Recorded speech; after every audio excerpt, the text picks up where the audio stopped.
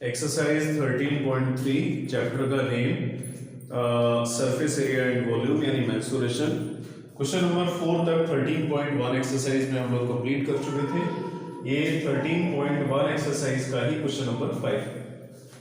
A hemispherical depression is cut out from one face of the cubical wooden block such that the diameter L, ये थोड़ा ध्यान रखना है, diameter L दिया है, कोई न्यूमेरिकल वैल्यू नहीं है, एल है algebraic term. L of the hemisphere है जो इक्वल है एज ऑफ द क्यूब की। Determine the surface area of the remaining solid. तो एक वुडन ब्लॉक है क्यूबिकल, तो ये मैं बना लेता हूं वुडन ब्लॉक। तो ये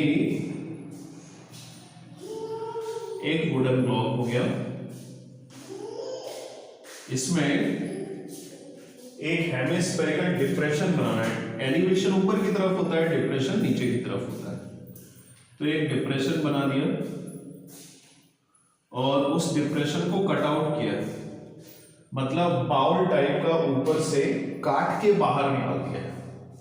और काट के बाहर निकल दिया होगा तो इधर स्पेस बन गया होगा कुछ इस तरह का, इस तरह का स्पेस बन गया होगा। और इसमें एज दिया है एल। एल मैंने इसलिए बोल दिया क्योंकि क्वेश्चन में बोला है जो एज है वो एल है और वही डायमीटर के इक्वल है। Diameter L of the hemisphere is equal to the edge of the cube. तो ये एल, ठीक है।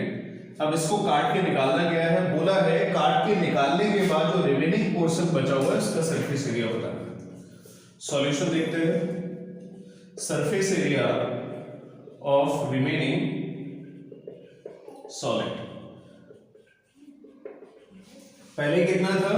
टोटल सरफेस एरिया था, total surface area of cube, पहले टोटल था। फिर क्या हुआ, ये वाला हिस्सा इतना काटा गया होगा क्योंकि ये पूरे 6 फेसेस में से इतना पोर्शन चला गया। अभी हम केवल क्यूब की बात कर रहे हैं। क्यूब का मैंने सारे फेसेस, मैंने सरफेस एरिया के बारे में बताया। सरफेस एरिया क्या होता है? जो फेसेस हमें दिखाई देती हैं वही सरफेस एरिया होता है। तो 6 फेसेस इसमें दिखाई दे रही है, तो सरफेस एरिया पहले मैंने ले लिया, टोटल सरफेस एरिया 6 फेसेस का। उसमें से ऊपर से ये पोर्शन काटा गया होगा तब अंदर से निकाला गया होगा। तो ऊपर वाला पोर्शन हटाया गया है। पहले तो मैंने टोटल लिया है लेकिन ऊपर से सर्कुलर पोर्शन को हटा दिया गया है, minus circular area, circular area को हटा दिया है। हटा दिया, किसमें से हटा दिया? Total surface. ऊपर वाली जो फेस है वो इतना हट गया होगा पोर्शन, लेकिन ऊपर से जब हम फेस को देख रहे होंगे तो वो कैसी बन गई होगी? ये वाली फेस बन गई होगी, ये वाली फेस हमें दिखाई दे रही होगी, प्लस जो फेस दिखाई दे रही है उसको ऐड करना है। मैंने क्या किया, सारी फेसेस को लिया, सारी फेसेस को ले लिया, मतलब इस वाली फेस को भी लिया होगा, तो इसलिए टोटल सरफेस एरिया आ गया। लेकिन ये वाली फेस तो काट दी गई ना, सर्कुलर पोर्शन, तो कितना हटा दिया? सर्कुलर पोर्शन का जितना एरिया है वो हटा दिया। लेकिन काटने के बाद हमें कैसा पोर्शन दिखाई दे रहा है? ये वाला पोर्शन दिखाई दे रहा है, तो इस वाले पोर्शन को हम लेंगे, plus surface area of hemisphere,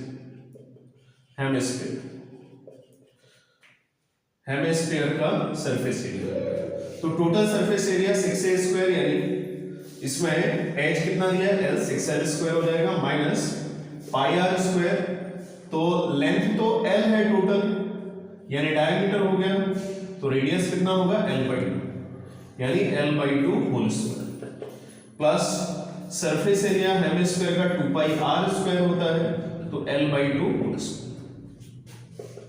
6l square minus pi l square by 4 और प्लस 2πl स्क्वायर बाई 2 2 जा 4, ये कैंसिल हो गया 2 से 2, तो 6l square minus pi l square by 4 plus pi l square by 2, तो इसका आंसर फिर होगा 6l स्क्वायर।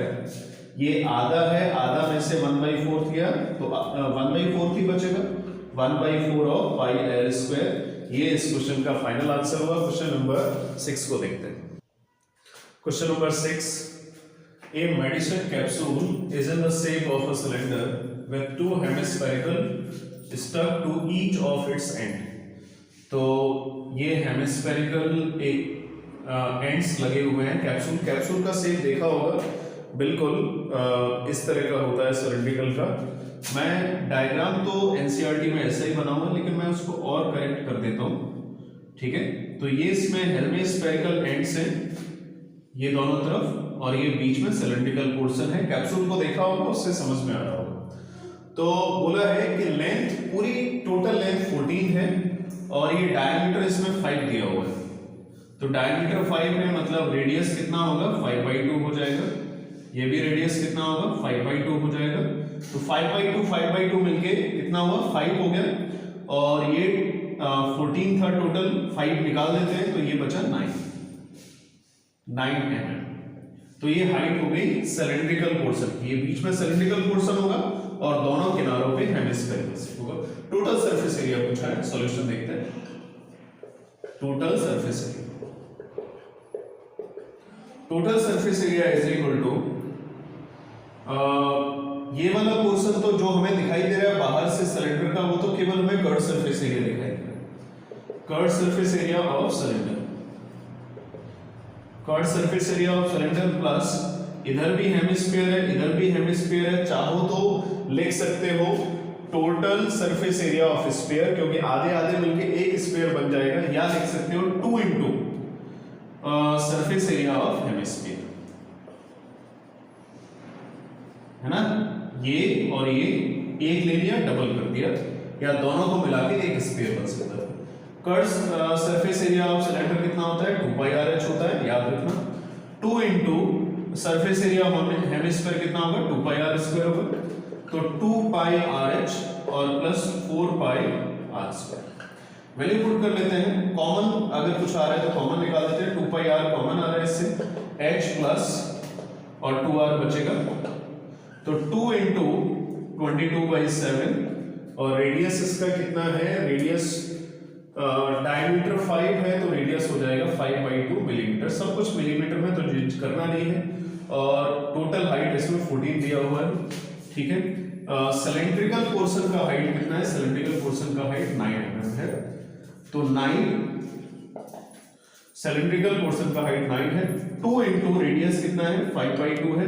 इधर भी लिखना था 5/2, बिकॉज 2π और r का वैल्यू 5/2। तो 2 से 2 कैंसिल हो गया, इधर 2 से 2 कैंसिल हो गया।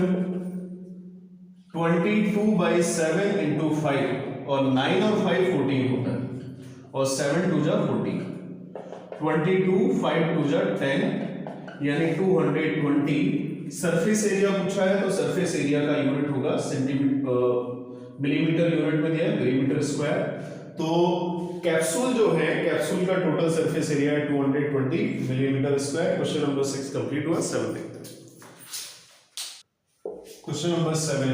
A tent is in the shape of cylinder surmounted by a conical top. If the height and the diameter of cylindrical part are 2.1 meter and 4 meter. देखो सिलेंड्रिकल पोर्शन है और उसके ऊपर सरमाउंट किया गया है। सरमाउंट का मतलब किसी भी चीज के ऊपर कोई चीज रखना, दूसरा ऑब्जेक्ट रखना, दूसरा 3 डायमेंशनल ऑब्जेक्ट रखना। कॉनिकल टॉप रखा है, यानी ये सिलेंड्रिकल पोर्शन है, ये इसका सिलेंड्रिकल पोर्शन हो गया। इसके ऊपर एक कॉनिकल टॉप लगा दिया है, कॉनिकल शेप का ऑब्जेक्ट लगा दिया है। हाइट एंड डायमीटर ये दोनों दिए हैं।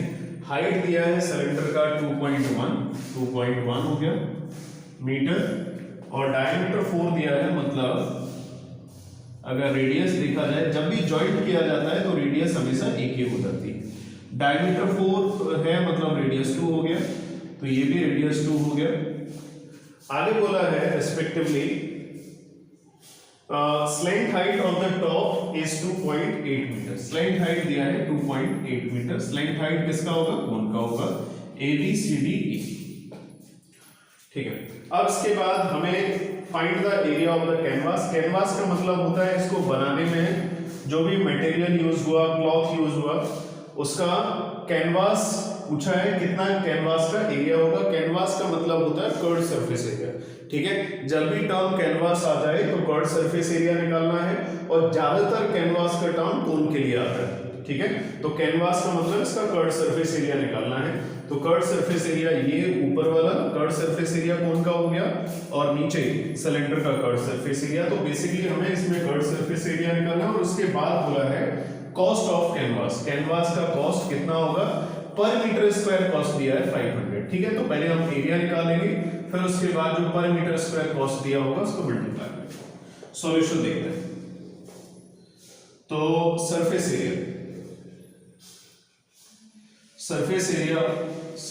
Area of solid is equal to curve surface area of cone plus curve surface area of cylinder. ठीक है, ये बात समझ गए होगे कि जब भी कैनवास आएगा तो हमें कर्व सरफेस एरिया निकालना है। तो कर्व सरफेस एरिया ऑफ कोन का मतलब पाई आर एल होता है, curve surface area of cylinder का मतलब 2 पाई आर एच होता है। 22/7 रेडियस कॉमन रहती है हमेशा 2 है और स्लैंट हाइट 2.8 है प्लस 2 into 22/7 रेडियस इसमें 2 दिया है और हाइट ये सिलेंडर की है तो 2.1। हाँ देखो 22 2 जा 44 into 0.4 प्लस 88 into 0.3 4 4 जा 16 4 4 जा 16 117 प्लस 3 8 जा 24 3 8 जा 24 और 26 आएगा 4 6 10 और 7 6 13 114 और 3 2 1 3 1 4 और इसका यूनिट है मीटर यानी मीटर स्क्वायर हो गया। और कॉस्ट के लिए हम बस कॉस्ट का इसमें मल्टीप्लाई कर देंगे। तो 44 पर मीटर स्क्वायर का कॉस्ट 500 है तो 44 मीटर स्क्वायर का कितना होगा, मल्टीप्लाई कर लेते हैं। 0 0 5 4 जा 20 और 2 5 4 जा 20 22। तो कॉस्ट हमें मिल गई इसमें 22,000। क्वेश्चन नंबर जो 7 है वो एकदम क्लियर हो गया होगा। इसके बाद हम क्वेश्चन नंबर 8 देखते हैं।